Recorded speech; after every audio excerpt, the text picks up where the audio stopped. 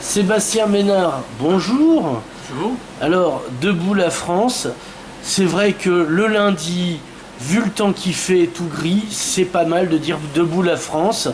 Debout la France acheté et 3 cafés offerts, hein. Donc parce qu'il faut bien se réveiller. Alors, Sébastien Ménard, donc c'est quoi?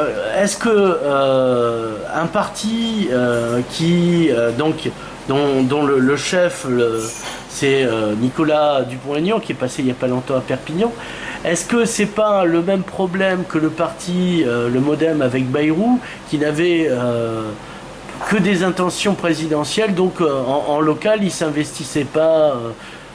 Et donc il en avait rien à foutre. Mais toi c'est le contraire, tu t'es investi en local. Oui, bah oui, parce que on estime que si on ne s'implique pas dans le local et qu'on soit un robinet à communiqués nationaux, c'est pas intéressant. Donc, pour nous, c'est pas intéressant personnellement, parce qu'on n'est pas là juste pour distribuer des tracts ou des communiqués, et puis on habite ici, quoi. Donc si on veut que la ville se développe, que le département se développe, il faut qu'on s'implique localement. Donc voilà, Nicolas Dupont-Aignan, par rapport à François Bayrou, a fait l'opposé de Bayrou, c'est-à-dire que lui, il est resté maire d'une ville. À chaque fois, il est réélu à plus de 80%, donc c'est qu'il fait bien son boulot. Et donc lui, voilà, il est dans le local et dans le national, donc c'est un bon mélange, il faut trouver le bon mélange.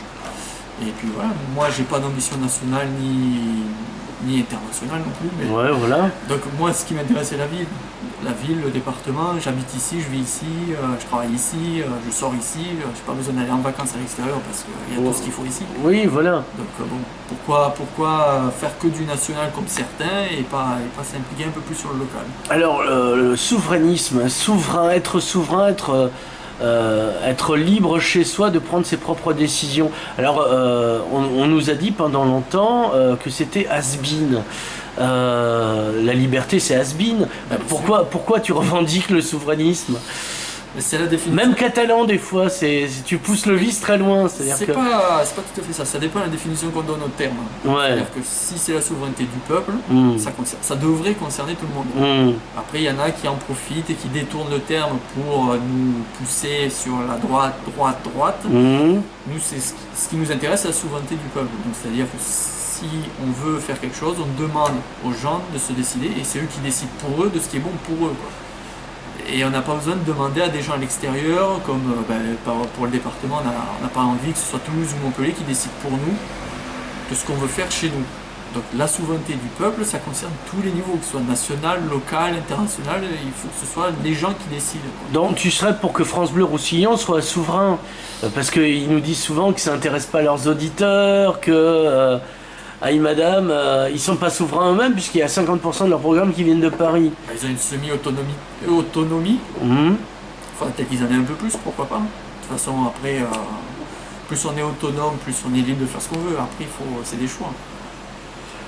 Donc, je veux dire, alors, est-ce que tu intéresses les médias locaux, justement, avec ton message, la souveraineté, puisqu'ils sont un peu aliénés, il me semble. Alors, on n'a pas un discours sur la souveraineté à tout bout de champ, on n'est pas sur ça tout le temps, on fait beaucoup de choses très très locales. On a fait un truc il n'y a pas très longtemps sur la circulation à Avenue d'Espagne, on fait des choses sur le sport, on fait des choses sur le statut du département, on fait des choses sur un peu tout. Donc, les médias, par rapport à d'autres départements où je peux discuter avec des collègues du parti, ils sont globalement assez ouverts. Il y a quand même certains médias qui sont un peu plus compliqués à avoir. Mais sinon, bon, l'indépendant, par rapport à il y a 5 ou 6 ans, on passe assez régulièrement. Donc c'est toujours mieux d'en avoir plus, mais on se rend compte déjà de ce qu'on a. Parce qu'on est conscient aussi qu'on a un petit mouvement par rapport à d'autres. Hein. Donc, après, bon, petit à petit, on travaille. Il suffit de. On est parti avec 0% il y a 2 ans. On est à 3 ou 4 aujourd'hui. On verra ce qui se passera dans les prochaines années. Mais... Alors, vous êtes une bande de jeunes de combien? Ah, le fameux chiffre. Non, mais c'est pas grave. Hein. Non, mais le parti M500, etc. Quoi. Non, mais alors, il y a 2 ans, enfin 1 an et demi, on était une cinquantaine d'adhérents. Là, on a à peu près doublé en 1 an. Donc on est à 2, 3, 4 adhésions par mois, plus quelques sympathisants qui sont revenus dans le giron quand on a relancé la fédération. Donc c'est une petite fédération, mais il vaut mieux être petit et très actif.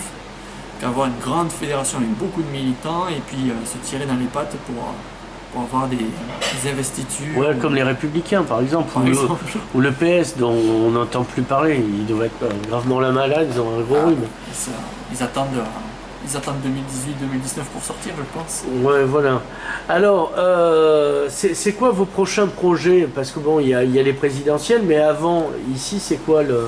Alors, c'est un engagement plus personnel. On n'engage pas forcément toute la fédération parce qu'on laisse nos militants, nos adhérents libres de leur choix. Là, je me suis engagé dans le comité Oui au pays catalan. Donc, c'est un comité avec plusieurs personnalités de divers horizons politiques. Et l'objectif de ce comité, c'est d'obtenir un statut pour le département. La forme, on peut l'avoir. Moi, j'ai un avis personnel là-dessus. Je pense qu'on peut avoir le même statut que la Corse, par exemple. C'est largement faisable. Parce qu'il faut quand même savoir qu'en France, il y a quand même une dizaine de statuts différents pour les régions. Il y a les régions normales, le statut de la métropole lyonnaise, du Grand Paris, la Corse. Donc en fait, si on établit un rapport de force, on peut obtenir plus que ce qu'on nous donne en portion congrue. Bah déjà qu'on nous donne rien, oui, on a tout à gagner en fait. Donc, non, mais après il faut, voilà. Oui, mais par exemple, je vois la déclaration de Christina Ribas, la directrice de France Bleu Roussillon, quand on lui demande de faire un peu plus pour le local, et qu'on lui dit qu'à France Bleu Bretagne et Fréquente Zamora, ils font mieux, elle dit oui, mais les Corses, ils ont une identité. Donc comment faire dans un pays sans identité? Pour demander plus. Il y a une identité. Je sais pas, moi. Mais après, il faut savoir la rendre vivante, la ranimer, sans tomber dans les excès d'un côté ou de l'autre aussi. Parce qu'il y a quand même des différences. On ne va pas tomber non plus dans un... Est-ce que le rugby et la cargolade, ça fait l'identité ou c'est juste l'écume de l'identité catalane et qu'on reste trop en surface de l'identité catalane pour pouvoir revendiquer autre chose? Après, l'identité catalane, c'est à chacun de la prendre comme il a envie, quoi. Il y en a qui veulent parler catalan et vivre avec tout l'attirail catalan. Il y en a, ça les intéresse que à travers le drapeau et l'USAP, voilà. Et puis il y en a qui s'en fichent complètement. C'est à géométrie variable, mais on n'est pas obligé de forcer les gens. Non, on force pas les gens, mais les gens on leur propose rien comme identité catalane. Voilà. Donc, surtout, c'est que, sauf à gratter, à s'intéresser vraiment, ce qui est mon cas, parce que moi à la base je suis plutôt picard, mais du coup je parle catalan couramment, je l'écris un peu, et je sais qu'il y a une culture catalane, mais c'est pas grâce au territoire d'ici que j'ai appris à m'intéresser à cette identité. C'est parce que j'ai travaillé à Barcelone. Ben voilà, mais après c'est parce qu'aussi on est dans un département qui n'a pas de politique globale. C'est-à-dire que... Alors je vais prendre un exemple, mais Christian Bourquin, qui n'est pas du tout ma tasse de thé non plus, mais il a eu un slogan pour lorsqu'il était président du Conseil général, c'est l'accent catalan de la République française. Oui, il se tenait qu'à l'accent. Voilà, il faisait que ça. Mais si on avait un statut ou un fonctionnement qui nous permettrait de décider de choses localement, c'est plus facile de mettre en place des politiques pour aller dans tel sens ou tel sens. Le problème, c'est qu'aujourd'hui, on n'a rien. Et qu'à chaque fois on a dit bon, si c'est Montpellier la capitale, vous allez voir, ça va tout régler, vous allez être bien, tranquille. On a vu qu'en 30 ou 40 ans il n'y a rien eu. Maintenant on nous dit on va voir Toulouse, vous allez voir, c'est encore mieux parce que c'est grand, c'est machin. Ben, on l'a vu, première décision de Carole Delga, 800 millions, on touche à 20 millions ou 30 millions, ça dépend des chiffres, comment on les lit. Ouais, selon la police ou les manifestants. Donc ça fait à peine 3% de l'enveloppe.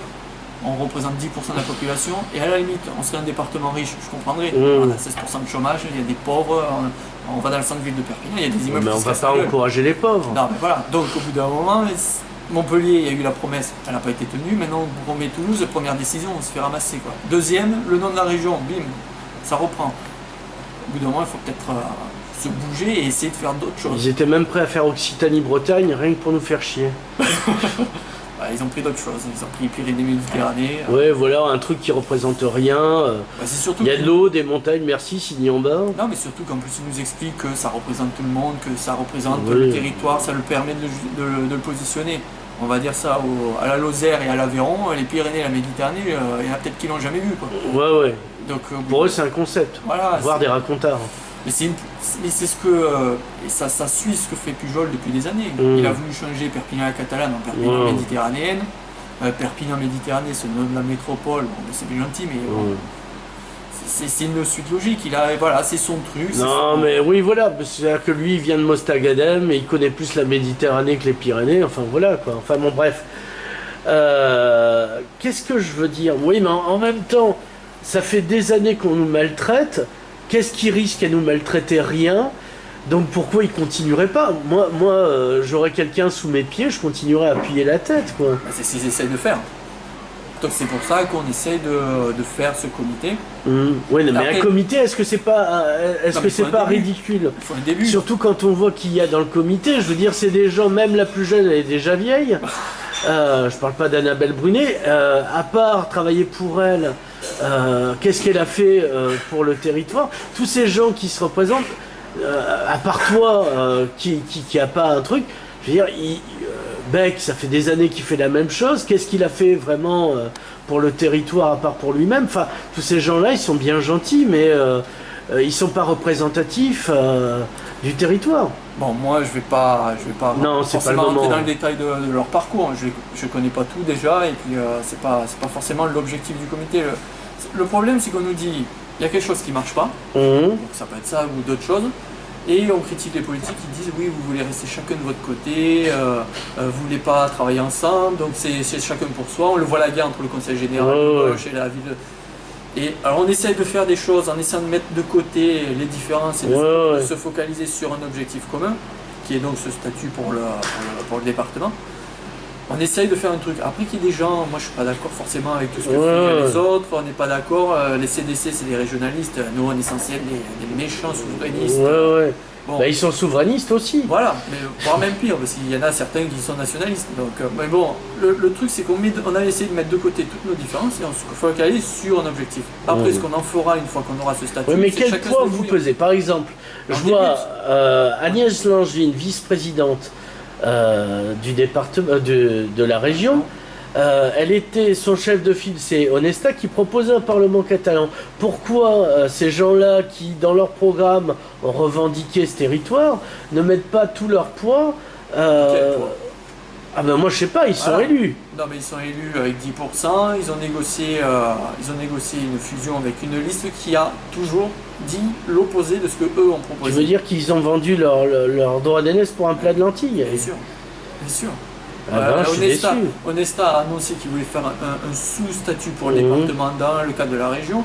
Quand il a fusionné, il a abandonné tout ça. Voilà. Alors là, aujourd'hui, il nous dit on défend le nom Occitanie, pays catalan. C'est gentil, mais le but, c'est pas juste le nom, on s'en fout du nom à la limite. C'est pas ça le plus important, c'est le fonctionnement, les pouvoirs, les compétences qu'on a pour décider. Là, ils ont fusionné. Le soir même de la fusion, dans le programme, il n'y a plus ce statut. Et dès qu'il y a eu les premières assemblées régionales, il n'a jamais rien proposé là-dessus. On l'entend plus. Ouais, voilà, c'est... Ils se sont vendus. Agnès Langevin a enfin eu un mandat de vice-présidente, parce que ça faisait longtemps qu'elle courait derrière. Onesta a négocié son petit bureau le bureau de l'Assemblée, parce qu'il voulait avoir son petit truc. Mais Carole Delga, pendant le débat, je me rappelle qu'il y a un jeune avec qui on discute souvent sur Internet, qui s'appelle Vincent, qui se reconnaîtra. Il a posé la question à tous les candidats sur est-ce que vous voulez un statut, pas de statut. Même nous, même l'UMP avec Régnier, on était plutôt favorable à un statut, peu importe la forme après. Et quand il a posé la question à Carole Delga, elle a dit surtout pas, c'est la fin de la République, voilà, c'était la mort quoi. Si on a un statut dans le département, c'est la mort. On serait bien folle, enfin, de faire ça, quoi, d'après elle. Il faut arrêter quoi. L'identité bretonne est largement défendue, les Savoyards aussi, les Basques, les Picards, les Ch'tis, tout ça, ça vit. C'est pas un danger. Il suffit juste de trouver le bon milieu et le bon truc. Il se trouve que là, on est dans une région gigantesque. Qui est à la taille de l'Autriche. Même plus grand que certains États européens, plus grand que le Danemark. Avec deux villes qui vont vouloir se battre et se prendre tout Montpellier et Toulouse. Voilà. Donc il y a un moment, il faut qu'on trouve une solution. La solution, c'est qu'on ne peut pas négocier plus parce qu'on a des élus qui ne sont pas bons, qui s'en fichent. Et donc forcément, on ne négociera rien pour nous. Donc au bout d'un moment, si on ne trouve pas une autre solution, la solution, ça peut être un statut, pourquoi pas. Mais c'est pas un truc qui va nous glisser vers l'indépendance, voilà quoi. Non, mais ça c'est le prétexte. Oui, parce que ça c'est ce qu'on dit, vous voulez ça, c'est parce que vous êtes indépendantiste. Bon, ben, le problème c'est que c'est pas ça. Oui, le problème, surtout venant de ta part. Ah, voilà, nous ce qu'on dit, c'est que, enfin, pour ma position dans ce comité, c'est de dire on veut le statut pour avoir les compétences régionales et départementales, pas plus. Oui, pas voilà. plus. On décide de chez nous de ce qui est bon.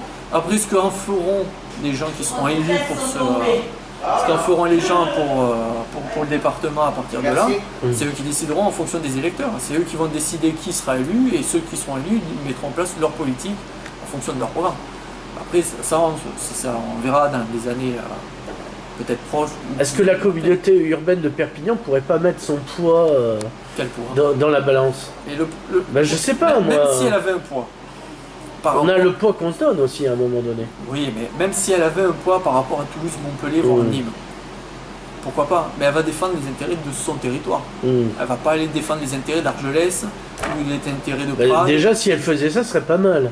Oui, mais le problème, voilà. Mais même pas ça, quoi. On sait même pas si elle arrive à négocier quoi que ce soit, et même si elle y arrive, elle négocierait que pour son territoire. Et c'est pour ça que nous, au départemental, on s'était opposé à la transformation de l'agglo en métropole, parce qu'on s'est dit, de toute façon, il va prendre les compétences des communes, il va tout récupérer, et quand il va devoir se retrouver face à Toulouse ou à Montpellier, il va rien peser. Donc quel est l'intérêt de récupérer les compétences des pauvres communes qui en plus de ça, on leur dit, bon, on vous supprime les l'intérêt compétences, pour lui, oui. on baisse la DGF, et en plus de ça, on vous oblige à faire des investissements que vous ne pouvez plus faire, parce que de toute façon, vous n'avez plus d'argent. Donc la métropole, elle pèse rien, quoi. Elle pèse rien. Il y a Toulouse qui va se servir, Montpellier va se servir, Nîmes va se servir, parce que, qu'on le veuille ou non, Nîmes a quand même quelque chose d'un peu plus important que Perpignan. Et puis après, il y a l'Aude qui va servir parce que c'est le bon département par rapport à la région, ils sont proches, donc ils sont liés. Il y a et puis Narbonne est dynamique, par exemple. Voilà, non mais puis Perpignan, on vit tranquille, il n'y a pas d'initiative, on ne voit pas le cap, et puis même s'ils arrivent à obtenir quelque chose, ils ne négocient pas pour tout le département, et le problème c'est qu'on est tous liés. C'est-à-dire que si Perpignan fonctionne, la côte va fonctionner, si la montagne va fonctionner, l'arrière-pays va fonctionner, tout est lié.